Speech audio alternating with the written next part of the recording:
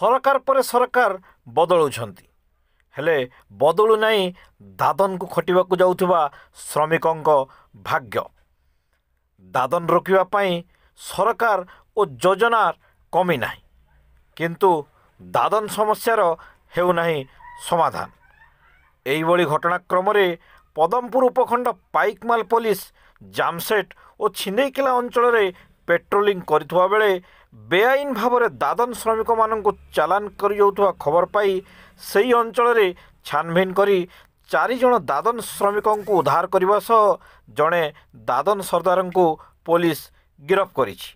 ଏନେଇ case number 308/24ରେ ମାମଲା ରୁଜୁ କରି କିସ୍ମତ ତାଣ୍ଡିଙ୍କୁ ଗ୍ରାମ ଖରଲି ଥାନା ତୁରେକେଲା ଜିଲ୍ଲା ବଲାଙ୍ଗୀରରୁ ଗିରଫ କରି ବୁଧବାର ପଦମପୁର କୋର୍ଟକୁ ଚାଲାଣ କରିଛନ୍ତି।